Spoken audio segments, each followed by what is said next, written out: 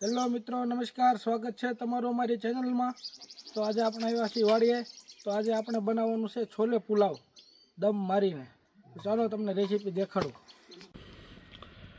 તો મિત્રો આપણો ચૂલો ચાલુ થઈ ગયો છે. તો આપણે લઈ લેવું પાટીઓ અને આપણે પાણીમાં પલાળેલા જે છોલે છે એને બાફવા મૂકી દઈશું.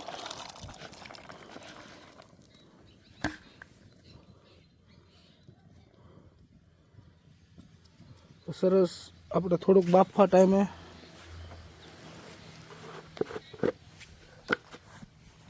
થોડુંક મીઠું એડ કરી દઈશું. આપણે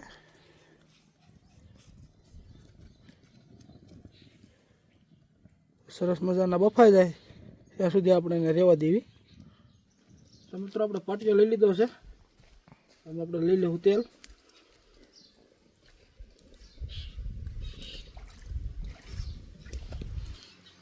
તો મિત્રો આપણું તેલ આવી ગયું છે. તો આપણે લીલું આખું જીરું, લીમડો મીઠો, આપણા સ્લાઇસ કરેલા કાંદા,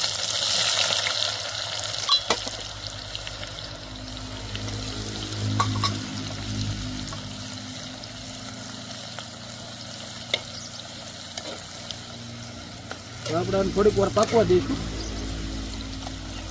તો મિત્રો આપણા કાંદા 50% પાકી ગયા છે. અને આપણે નાખી દઈશું આદુ મરચાં લસણની પેસ્ટ.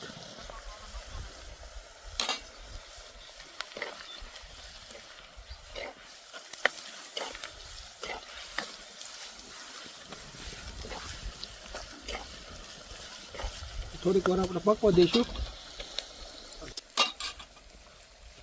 તો મિત્રો આપણે નાખીશું ફુદીનાના પાનામાં,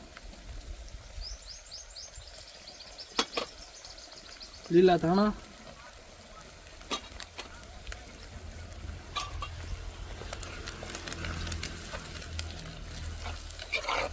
હવે આપણે આમાં નાખશું મસાલા.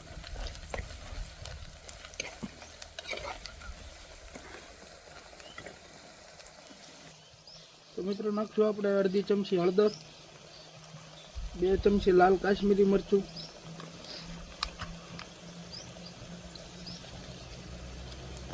2 ચમચી ધાણા જીરું પાવડર નાખશું. આપણે અડધી ચમચી હિંગ નાખશું. સ્વાદ અનુસાર આપણે મીઠું નાખશું. અને છોલાનો મસાલો નાખશું. આપણે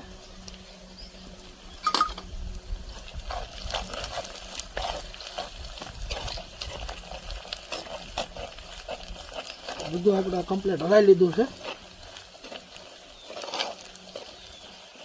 આપણે 1 થી 2 મિનિટ મસાલા બધા પાકવા દઈશું. તો મિત્રો આપણે હવે આમાં આપણે બાફેલા છોલે નાખી દેવું આમાં.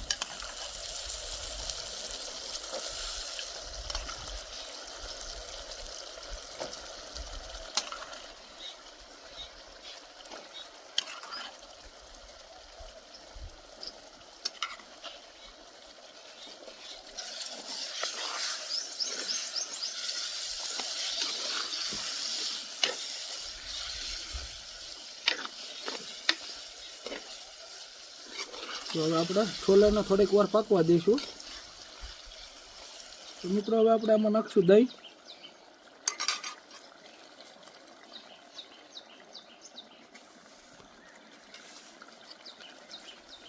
આપણે એકદમ ક્રીમી દહીં લીધું છે, મોળું.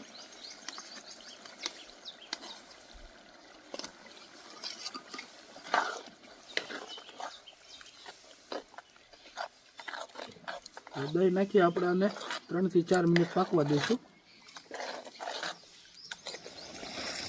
તો મિત્રો આપણે છોલેનું શાક કમ્પ્લીટ થઈ ગયું છે. હવે આપણે આમાં નાખી દઈશું ભાત.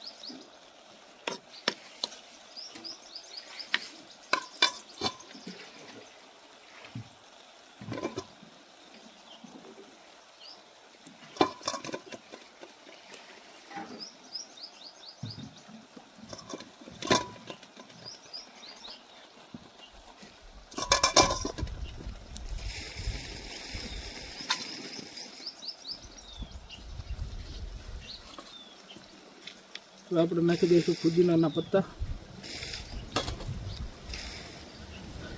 લીલા ધાણા,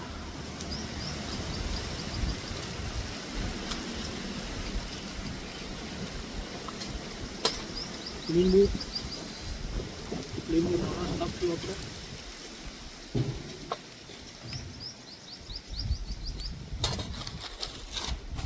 ફ્રાય કરેલા કાંદા,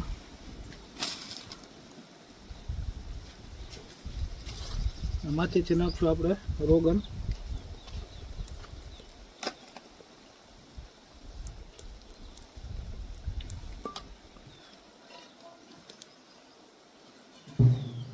થોડીક વાર આપણે આને ઢાંકી દઈશું, દમ આપશું અને તો મિત્રો આપણા છોલે પુલાવ તૈયાર છે. નીચે ઉતારી લેવી આપણે.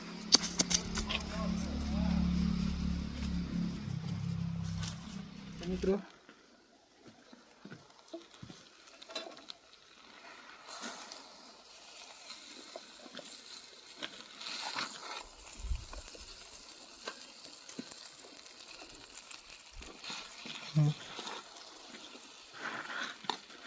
આપણા ચણા ભાત તૈયાર છે. હું તમને ટેસ્ટિંગ કરી બતાવું.